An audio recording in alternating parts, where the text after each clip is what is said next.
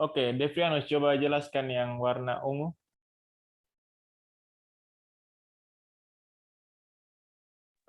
Jadi baik. Contohnya di kampung orang tua memiliki tabungan yang rendah. Itu karena mungkin penghasilannya rendah, jadi memiliki tabungan yang rendah. Terus ini untuk modal, menghasilkan modalnya kecil. Mungkin orang di kampung sudah mempunyai tabungan tapi fungsikan untuk hal lain, jadi produksinya rendah. Terima kasih. Oke. Ada yang lain yang mau berpendapat? Silakan. Saya, Pak. Silakan. Ini karena adanya kemiskinan, dengan adanya kemiskinan, pendapatan pun menjadi rendah. Setelah itu ada tabungan rendah di sini. Kalau ini pendapatan saja rendah, bagaimana orang mau menabung? Mereka lebih baik mungkin memilih untuk ini berbelanja yang lain atau uang melakukan hal lain daripada menabung. Setelah menabung ada modal kecil. Kalau tabung saja masyarakat tidak mau menabung, bagaimana dengan ada modal? Pasti masyarakat tidak ada modal kalau tidak ini menabung. Masuk ke yang berikut adanya produksi yang rendah. Kalau modal saja tidak ada, bagaimana masyarakat mau melakukan produksi? Terima kasih Pak, menurut saya begitu. Oke.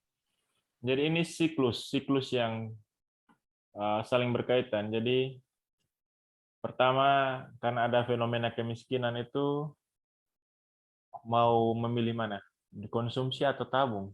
Untuk konsumsi sehari-hari atau kebutuhan sehari-hari saya sudah pas-pasan, akhirnya tabungan pun ya seadanya saja. Karena tabungannya kecil atau tabungannya rendah, mereka tidak bisa mengalokasikan untuk modal. Modal itu kan sesuatu yang diperlukan untuk memulai usaha, misalnya mempunyai lahan, mempunyai tenaga kerja, dan lain-lain. Dan bisa membeli bibit, bisa beli obat-obatan, dan lain-lain. Karena modalnya kecil, ya beli bibit yang seadanya, itu pun bukan bibit unggul, tidak pakai kasih pupuk, tenaga kerja juga hanya 1-2 kali pergi kasih bersih kebun, dan lain-lain. Hanya produksi rendah. Implikasi dari produksi rendah adalah pendapatan rendah. Karena pendapatannya rendah, untuk makan saja kadang tidak cukup, sehingga dikategorikan keluarga miskin. Saya minta Arnoldus Claudius Maneno menjelaskan siklus yang merah ini. Coba. Silakan Arnoldus.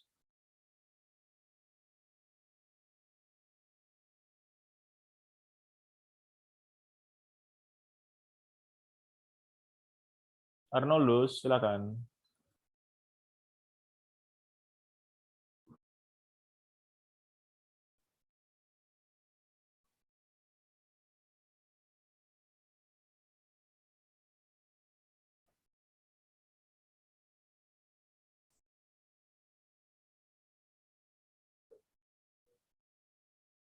Arnoldus ada atau tidak?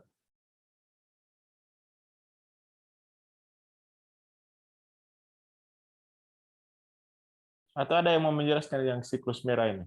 Silakan.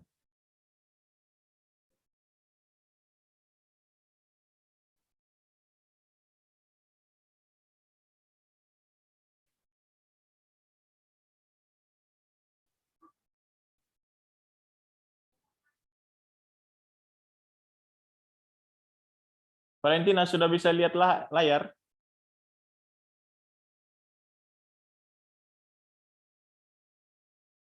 Valentina.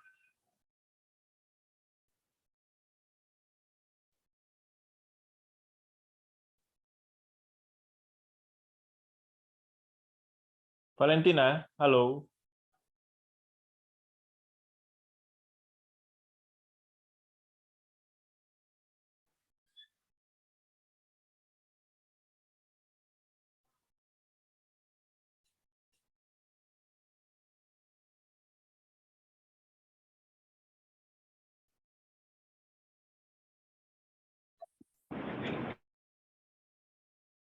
Arnoldus bagaimana?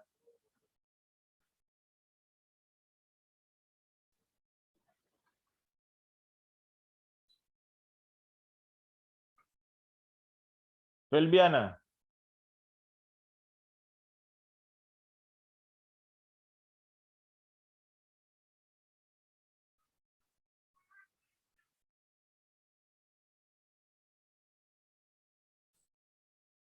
Hendrika. Hendrika.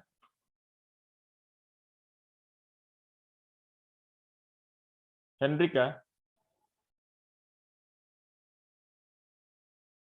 Oke, sepertinya gangguan. Kita lanjut saja.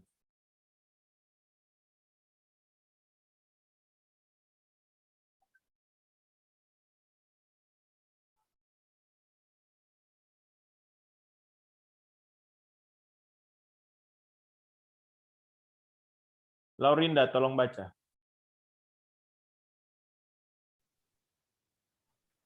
Involusi pertanian. Clifford Geertz menggunakan istilah involusi pertanian untuk menggambarkan kemandekan atau kemacetan pertanian di Jawa awal tahun 1960-an secara struktural. Pendekatan istilah antropologi, suatu keadaan yang dicirikan dengan adanya kemandekan atau kemacetan pola pertanian yang ditunjukkan oleh tidak adanya kemajuan yang hakiki. Tidak ada kemajuan yang berarti untuk memperbaiki pola kehidupan.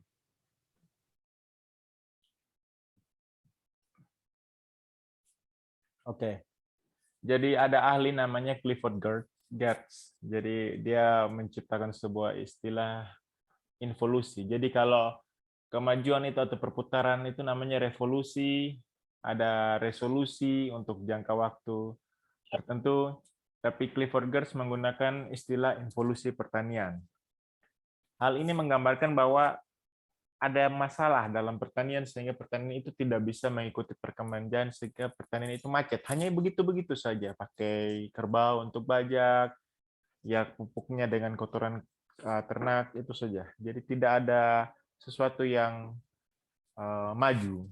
Nah, ini adalah pendekatan istilah dari antropologi. Suatu keadaan yang mencirikan dengan adanya kemandekan atau kemacetan pola pertanian yang ditunjukkan oleh tidak adanya kemajuan yang hakiki, tidak ada kemajuan yang berarti untuk memperbaiki pola kehidupan. Jadi, involusi pertanian dicirikan dengan produktivitas usaha tani atau di sawah itu rendah.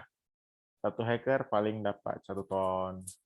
Tenaga kerjanya itu tidak berkembang, artinya hanya musiman. Kapan kerja sawah ya pas musim hujan kerja, sewaktu musim kering ya cari aktivitas lain. Tingkat upahnya rendah ya karena produktivitas rendah ya bagaimana mau dibayar dengan tinggi, hasilnya saja rendah. Lahan usaha tani itu sempit, rata-rata tidak sampai setengah hektar. Nah, sehingga ada namanya petani-petani gurem, itu istilahnya karena petani yang lahannya sangat kecil. Hal itu menghasilkan kemiskinan bersama. Jadi satu daerah yang miskin, semua miskin karena produktivitas rendah, tenaga kerja tidak terserap, tingkat upahnya rendah, dan lahan usaha taninya sempit. Konsekuensi logis dari involusi usaha tani, dengan tingkat produktivitas yang rendah mendorong pembagian rezeki kepada pembagian tingkat nafkah yang rendah bagi semua. Jadi ada uang 100 orangnya dibagi sama rata, jadi 1, 1, 1, 1. Jadi semuanya begitu. Itu disebut dengan self-defeating mechanism, atau mekanisme mengalahkan diri, atau bisa disebut dengan terima nasib. Apa yang ada itu sudah.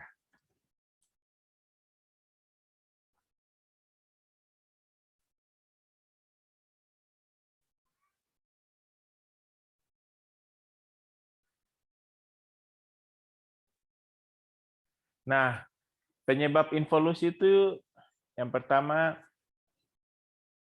adanya penjajahan dari kolonialisme Belanda, sehingga masyarakat terbagi menjadi 2 lapisan, yaitu elit politik. Dulu ada orang-orang lokal yang dijadikan pegawai, yang diberikan kekuasaan suap raja oleh Belanda, itu jadi elit politik, itu lapisan atas, dan masyarakat tradisional itu sebagai lapisan bawah.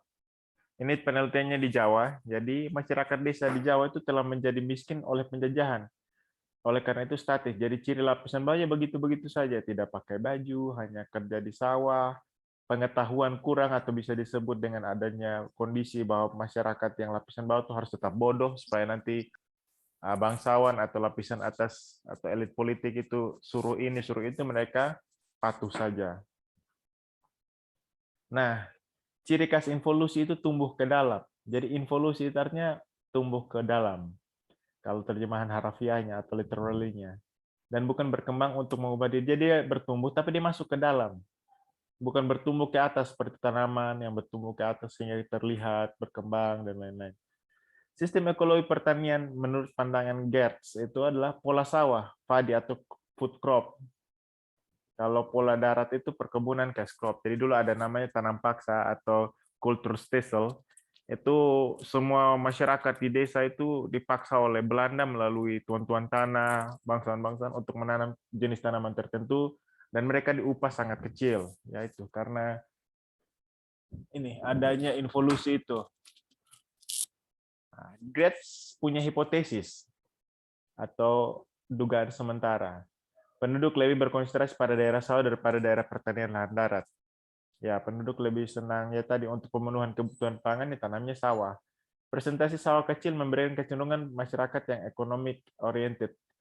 Jadi masyarakat tak economic oriented. Jadi sawahnya kecil-kecil, jadi tidak untuk dijual tapi untuk kebutuhan sendiri saja. Nah, ini ada ciri masyarakat yang terinvolusi, lambat dalam perubahan. Beda dengan sekarang. Sekarang untuk masyarakat yang sudah punya harus informasi melalui smartphone dan lain-lain, ada info apa bisa cepat direspon. Yang kedua, kuat dalam hal tradisi adat yang tadi saya ceritakan. Kalau mau usaha tani, kita pergi bawa hewan di kebun, panggil temukung, tua adat untuk kita sembahyang, kita potong, baru boleh usaha tani. Ya tadi, berbagi kemiskinan atau self-defeat itu. Self-defeat mechanism. Ya ini, mekanisme kalang ini hal-hal yang sangat fatal. Ini sangat fatal, 2, 3, dan 4. Lahan sempit, produktivitas rendah, dan produktivitas tenaga kerja rendah. Achievement of motivation, jadi motivasi untuk meraih hasil itu, pencapaiannya itu sangat tidak biar sudah begini, sudah mau bagaimana lagi, nah, itu biasa. Nah, masyarakat yang terinvolusi menurut Rostow dan Todaro ini ada teori yang sangat terkenal. Rostow dan Todaro ini bapak pembangunan ekonomi. Itu masyarakat yang terinvolusi menurut Rostow dan Todaro itu namanya masyarakat yang tradisional, bukan masyarakat modern. Nah, upaya keluar dari involusi itu adalah yang pertama berdasarkan teori A.T. Moser. A.T. Moser itu bapak pembangunan yang beberapa pertemuan kita bahas terkait syarat lancar, syarat mutlak, dan lain-lain itu. Yang pertama harus ada pendidikan. Yang kedua pengembangan infrastruktur, harus bangun irigasi, bangun akses ke tempat itu. Yang ketiga teknologi dan informasi, yaitu harus punya akses ke teknologi, contohnya internet, dan lain-lain. Menekankan pertumbuhan penduduk, jadi jangan seperti yang dulu-dulu banyak anak, banyak rezeki. Diversifikasi, artinya jangan tanam padi saja, tanam banyak-banyak tanaman yang punya nilai ekonomi. Harus ada penganekaragaman dan konsolidasi lahan. Konsolidasi lahan itu, karena lahannya sempit-sempit, bagaimana kalau digabungkan? Nanti baru dibagi per satuan lahan, begitu supaya alat itu bisa kerja satu kali. Nah, teori Moser itulah menjadi pembangunan pedesaan dan pertanian. Oke, ini ada tugas. PowerPoint-nya kalian sudah dapat belum? Belum, Oke. Pak. Nanti saya Belum, bagi. Pak. Kayaknya saya sudah copy ke laptop salah satu dari teman kalian. Hand belum bagi, Pak. Oh ya, silakan Belum kita bagi, dilihat. Pak. Ini tugasnya buat uraian tulis tangan tentang perubahan kesempatan kerja di pedesaan data time series. Nah, silakan kalian buat. Tugasnya ada di sini. Nanti kalian bikin jadi PDF baru kumpul ke Siakat Cloud ya. Ya, Pak. Oke. Ya, Pak. Ada yang mau bertanya sampai di sini?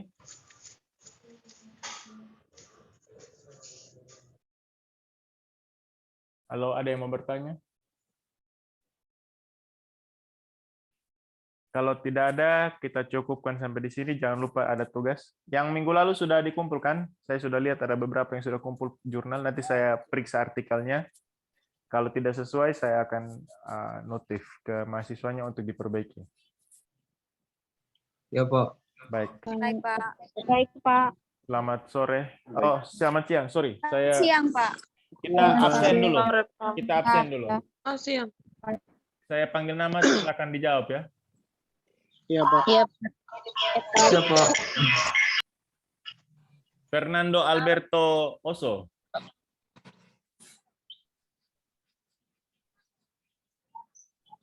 Oh, kalian satu ini saja. Nanti saya capture saja.